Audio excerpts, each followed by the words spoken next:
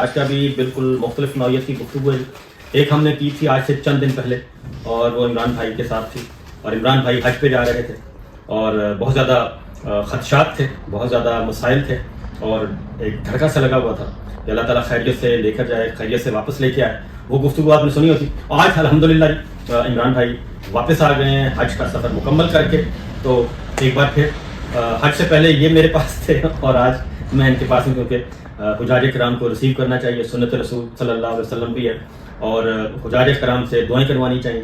تو پوچھتے ہیں ایک سب سے پہلے تو بہت بہت مبارک عمران بھائی. جزاک اللہ, بہت شکریہ صابر بھائی, آپ بڑی مہربانی, واپس خیریت سے آئے. آپ کا بڑا شکریہ. میں نے ایئرپورٹ پہ آپ کو دیکھا, مجھے آپ سرپرائز کہ صابر بھائی لینے کے لیے آئے ہیں ماشاء اللہ. تو کیسا رہا سفر حج؟ صابر بھائی اس میں جو ہے نا حج کا, تو اس کو ایکسپلین کیسے کرتے ہیں یہ مجھے پتہ ہی نہیں ہے. ایک بالکل ڈفرینٹ فیلنگ ہے, اور حج کا سفر ایک بڑا بابرکت سفر ہے, فیلنگ الگ ہے اس میں. یعنی میں اس کو ایکسپلین الفاظ میں نہیں کر سکتا, صرف میں شاید مجھے وقت کے ساتھ ساتھ الفاظ ملیں گے, وہ سمجھ آئے گی کہ اس کے بارے میں کہنا کیا ہے حج کے بارے میں.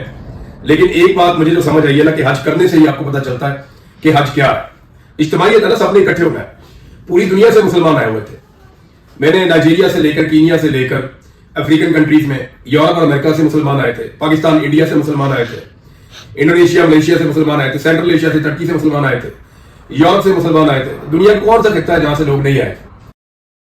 تو جب اتنی ساری دنیا سے لوگ آتے ہیں اور آپ دیکھتے ہیں وہ سارے ایک اللہ اکبر کے اوپر لبیک کہہ رہے ہوتے ہیں, وہ سارے ایک ساتھ تلبیہ پڑھ رہے ہوتے ہیں, وہ سارے ایک ساتھ عبادات کر رہے ہوتے ہیں, ایک ساتھ سجدے میں جاتے ہیں. پھر جو ایک اخوت اور بھائی چارے کی ایک فضا قائم ہوتی ہے, پھر اتنے لاکھوں لوگوں کے اندر کوئی کسی سے نہیں جھگڑ رہا, کوئی کسی سے بدتمیزی نہیں کر رہا, سب ایک دوسرے کا خیال رکھ رہے ہیں, ایک دوسرے کا احساس کر رہے ہیں. یعنی آپ ایک چھوٹے سے بازار میں چلے جائیں تو آپ کو فکر پڑ جاتی ہے کہ میرے ساتھ کوئی خاتون ہے یا کوئی فیملی ہے. لیکن حج میں لاکھوں لوگوں کے بیچ میں آپ بے فکر ہو کر جاتے ہیں کہ یہ جتنے لوگ ہیں یہ سارے خاص مقصد کے لیے آئے ہوئے. تو یہ جو انوائرمنٹ ہے نا, یہ جو اس کی پوری ایک ایکسرسائز ہے, جو مناسک حج جنہیں ہم کہتے ہیں, جیسے آپ جائیں اور جا کر مینا میں آپ قیام کریں, اس کے بعد آپ جب عرفات میں جاتے ہیں, وہاں کا جو دعاؤں کا ٹائم ہے چند گھنٹے کا, وہ میرے خیال میں اس حج کا سب سے قیمتی ٹائم وہی ہوتا ہے. جب خطبہ ہو جاتا ہے مسجد نبوی میں, اس کے بعد کے جو چند گھنٹے ہیں رکن اعظم, جب تک آپ کی مغرب کی روشنی ختم نہیں ہو جاتی, وہ اس وقت تک کی جو دعاؤں کا ٹائم ہے, اس میں میں نے دیکھا لوگ بلک بلک کے دعائیں کر رہے تھے. یعنی میری آنکھوں میں آنسو نہیں رک رہے تھے. مجھے سمجھ نہیں آ رہی تھی کہ اللہ تعالیٰ سے بات کیسے کرنی ہے. تو پھر وہ آنکھیں الگ بات کرتی ہیں, زبان الگ بات کرتی ہے اللہ سے. اور اس کے بعد جو مزدلفہ کی رات ہے, ہم نے وہاں پہ ایک سڑک کے پاس یہ پلاٹ سا تھا, وہی ہم نے جا کے اپنی دریاں بچھائی اور وہیں لیٹ گئے سڑک پہ. تو یہ سنت رسول صلی اللہ علیہ وسلم, اللہ کے نبی نے ہمارے لیے رات کا ٹائم منتخب کیا وہاں پہ مزدلفہ میں. اگر وہ دن کا کرتے تو ہمیں دن کو جانا پڑتا, دن کو وہاں پہ 48 ٹیمپریچر ہوتا ہے. تو ہمارے لیے بڑی آسانیاں پیدا کی ہیں اللہ کے نبی صلی اللہ علیہ وسلم نے اور اللہ تعالیٰ نے خاص طور پہ. تو پھر مزدلفہ سے پھر شیطان کو کنکریاں مارنے کا ایک الگ, اچھا ہر جگہ کا ایک الگ طریقے کا آپ کو احساس ہوتا ہے, ایک الگ طرح کی آپ کی ڈیوٹی لگتی ہے, الگ طرح کی آپ کی فیلنگ آتی ہے. تو حج کو ایکسپلین کرنا وہ اتنا آسان نہیں ہے. آپ نے حج کیا ہے ماشاءاللہ, مجھے ابھی آپ بتا رہے تھے کہ آپ نے 4 حج کیے ہیں الحمدللہ. تو وہ 4 حج آپ نے کیے, تو آپ کو بھی پتا ہوگا اس کو ایکسپلین ایسے نہیں آپ کر سکتے. وہی بات ہے, آپ نے صحیح بتایا کہ دیکھیں نا, میں طرف سے گیا, انبیاء کی سنت, میں وہی اسی طرف آ رہا ہوں. یہ انبیاء کی سنت ہے.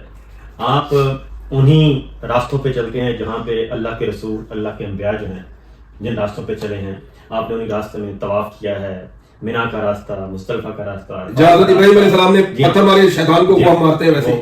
تو آپ ایک طرح سے انسان جو ہے وہ بہت سارے مسلمان جو ہے اس کو اللہ تعالیٰ نے سعادت دینی ہوتی ہے, بہت سارے انبیاء علیہ کرام کی سنت پہ وہ عمل کر رہا ہوتا ہے.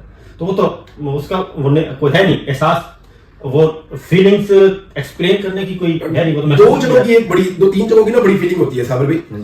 روزہ رسول پہ جا کے تو بس سمجھ ہی نہیں آتی, وہ یعنی وہ آدمی پورا وجود ہی آدمی کا کچھ اور ہی بن جاتا ہے. یعنی پورا وجود ایک ادب میں چلا جاتا ہے اور سمجھ نہیں آتی کہ آپ وہاں پہ کیا کریں اور کیا نہ کریں, بس صرف آپ درود پڑھ سکتے ہیں یا سلام پیش کر سکتے ہیں. تو روزہ رسول کی ایک الگ فیلنگ ہے.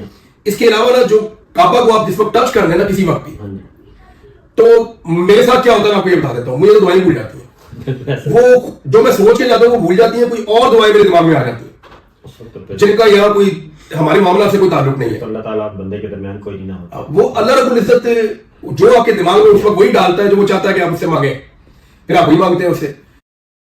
یعنی میں وہاں پہ جب بالکل کعبہ کے ساتھ جا کے لگ گیا تو میں نے بہت چیزیں سوچی تھی کہ میں یہ مانگوں گا میں پھر اللہ تعالیٰ سے وہی مانگ رہا تھا جو میرا رب چاہ رہا تھا. رب بڑا مہربان ہے.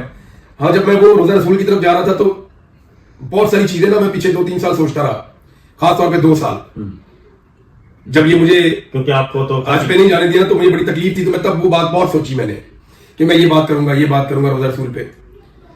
میرے جیسے ہی میں پہنچا نا مجھے اپنا وجود سارا کچھ بھول گیا. جو پہلی چیز میرے دل سے نکل رہی تھی نا انہیں پتہ نہیں دماغ میں کہاں سے ایک دم بجلی کی طرح وہ ہمارے فلسطین کے بچے ہیں اور وہ جو کیفیت ہے وہ سب سے پہلے میرے دماغ میں وہ آ رہی تھی.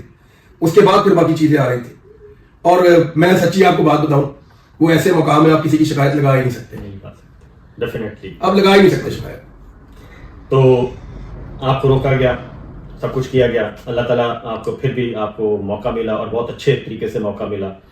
تو دعائیں کیا کیں پاکستان کے لیے خاص طور پہ, اور ہمارے میں کیا کہوں پاکستان کے لیے تو بہت دعا کی میں نے, پاکستان کے لیے کی, پاکستانیوں کے لیے کی, میں نے ان لوگوں کے لیے کی جو لوگ بے گناہ قیدیں کاٹ رہے ہیں. سب کے نام لے کے میں نے دعائیں کی جن کے مجھے نام یاد ہے. جن کے ساتھ ظلم ہوا میں نے ان کے حق میں دعائیں کی ہیں. جنہوں نے ظلم کیا میں نے ان کے بھی حق میں دعائیں کی ہیں کہ بس کر دیں, اللہ تعالیٰ ان کو ہدایت دے دے, یا ان کو رستے پہ لے آ یا ان کو رستے سے ہٹا, آمین یا رستے میں ان کو لے کر آنا میرا مالک لا سکتا ہے, نہیں رستے پہ آنا تو رستے سے ہٹا ان کو. میں یہی دعا مانگ سکتا تھا. میں نے اللہ تعالیٰ سے اس بارے میں بہت دعا مانگی, اپنے بارے میں بڑی دعا مانگی, اپنے دوستوں کے بارے میں, آپ سب کے تو نام لے کے میں نے سب کے لیے دعا مانگی, ارشد بھائی کے لیے, باقی لوگوں کے لیے, سب کے لیے. جنہوں نے دعا کے لیے کہا ان کے لیے تو مانگ رہا تھا میں. کئی ایسے لوگ ہیں جنہوں نے نہیں کہا وہ اچانک میرے ذہن میں آئے تو میں نے ان کے لیے بھی دعا مانگی. بہت بہت شکریہ. تو ہم ایک بار پھر آپ کو مبارکباد دیتے ہیں کہ اللہ تعالیٰ نے آپ کو خیریت سے, تو وہاں پہ کوئی پرابلم تو نہیں ہوا, کوئی ایشو تو نہیں ہوا؟ صابر بھائی دیکھیں میں نا صرف لوگ کیلکولیشن میں پڑ جاتے ہیں. مجھے اچھی طرح یاد ہے اسی ڈرائنگ روم میں آ کے آپ نے مجھے سمجھایا تھا ایک دن کہ یار یہ والا سال اسکپ بھی کر سکتے ہیں آپ. ہاں جی, اللہ بڑا مہربان ہے, اکٹھے چلے جائیں گے. اور بھی مجھے کئی دوستوں نے کہا, تو میرے امی ابو نے مجھے منع نہیں کیا, یہ اللہ کا شکر ہے. وہ منع کرتے تو شاید میں رک جاتا, لیکن مجھے ایسا لگ رہا تھا کہ مجھے ہر حال میں حج پہ جانا چاہیے. دیکھیں ہم اس نبی صلی اللہ علیہ وآلہ وسلم کے ماننے والے ہیں جنہوں نے صحابہ سے کہا کہ کمزوری نہیں دکھانی ہے, ایک کندھا ننگا کرو اور اللہ اچھل کے تن کے چلو تھوڑا سا. اور اللہ تعالیٰ کو وہ ادا اتنی پسند آئی کہ آپ نے کہا کہ جب بھی تم آؤ یہاں پہ طواف کرنے کے لیے تو 3 مرتبہ اپنے کندھے کو ننگا رکھو اور اس سنت کو ادا کرو جو نبی صلی اللہ علیہ وآلہ وسلم نے حکم دیا تھا. تو یہ کیوں کہا تھا کہ اپنے مخالف کے سامنے کمزوری نہیں شو کرنی. تو صابر میں مجھے جانا تھا اور میرا رب مجھے بلا رہا تھا, اس کا بلاوا تھا. میرا دل مجھے کہہ رہا تھا کہ میں جاؤں گا. میں اتنی کنوکشن کے ساتھ پچھلے سال بھی کہہ رہا تھا کہ میرے کئی دوست کہتے تھے ہمیں ڈر لگتا ہے جتنی کنوکشن سے آپ کہہ رہے ہیں کہ آپ جائیں گے ہی جائیں گے, آپ نے حج کرنا ہی کرنا ہے. تو یہ ہمیں سمجھ نہیں آ رہی کہ یہ سسٹم آپ کو کیسے جانے دے گا.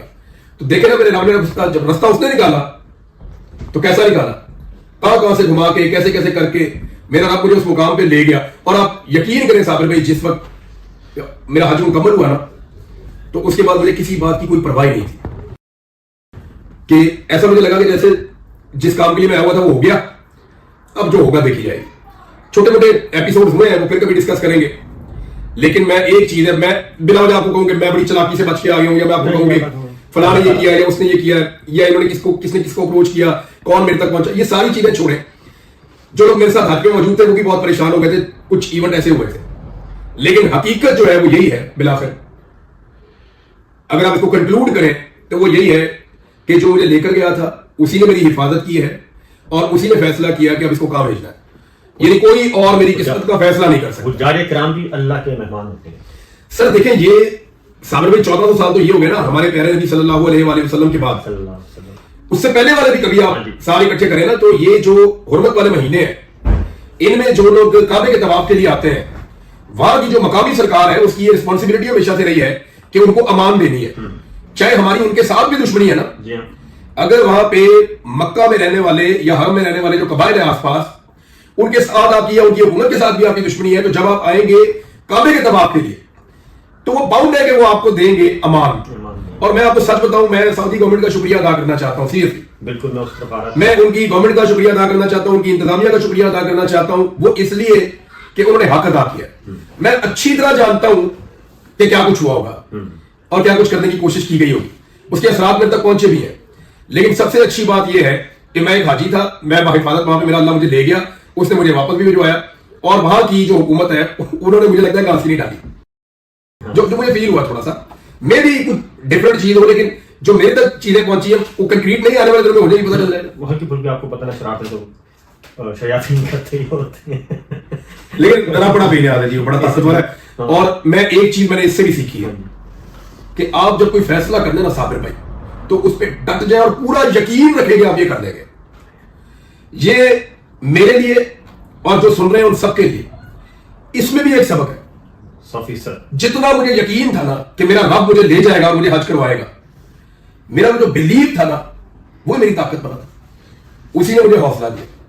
तो जब आप कोई चीज सोचे तो उसके ऊपर इस तरह डट जाए, यकीन महकम, पूरा यकीन, अमल पे हम, अमल पे हम, मोहब्बत फातह आलम। वाह, जिहाद जिंदगानी में ये मर्दों की है शमशीर है, इकबाल ने कहा था। जी हाँ, बड़ा खूबसूरत शेर है। तो सबसे पहले तो जी आपको मुबारकबाद, Thank you, sir. फिर आपकी फैमिली सारी को, आपके वालिद साहब बैठे हैं उनको बहुत बहुत मुबारकबाद, आपके दोस्तों को मुबारकबाद। अल्लाह ताला आपको खैरियत से लेके गया, खैरियत से वापस लेके आया। अब आपको 40 दिन तक अल्लाह ताला ने आपको एक पैकेज दिया हुआ है दुआएं करने का, दुआएं करने का। तो 40 दिन तक आप जो भी दुआ करेंगे अल्लाह ताला उसको बहुत अच्छे तरीके अच्छा, मुझे जो भी फोन करके कहता ना दुआ करें, तो मैं फोन पे ही दुआ करवा देता हूं। ठीक मैं है। फोन पे कहता हूं यार आमीन बोलो, ये दुआ ये करें। 40 दिन का पैकेज है आपके पास, तो आप दुआ करते रहें और पाकिस्तान के लिए दुआ करें। तो अच्छा, एक चीज मैंने और कही, हाँ जी। साबिर भाई, पाकिस्तानी हाजी जो सरकारी थे ना वो इस दफा खुश थे। सही, उसके मल्टीपल रीजन थे, कुछ परेशान भी थे, नाराज भी थे, छोटी मोटी वजूहात की बिना पे। खाने वाने की शिकायत आती रही है। हाँ, कुछ जगह से आई है, लेकिन कुछ जगह पे इन्होंने ऐसी कंपनीज को ठेके दिए थे जिन्होंने राजी किया लोगों को, बड़ा अच्छा बूफे शूफे लगा के इनको खाना भी दिया। तो हाजियों की जो शिकायत पहले होती थी ना, नॉर्मली वैसी नहीं थी। इनका बंदोबस्त अच्छा था, और उसका रीजन ये भी था कि हमारे 70,000 हाजी तो पाकिस्तान में अब छोड़ रहे थे। 70,000 नहीं आ सके। यस, लगभग वो इतने हाजी जो वहां पे रह गए, जो प्राइवेट वाले थे, तो सरकारी हाजियों के बारे में मैं जिनको हाजी मुझे मिलते रहे ना, हाँ जी, तो मैं उन्हें कहता था कि आए कुछ खाएं, बैठे। तो वो ये कह रहे थे कि सर जैसे आप खा रहे हैं ना, जैसे आपको ये चीजें मिल रही है, ऐसे हमें अच्छी सहूलत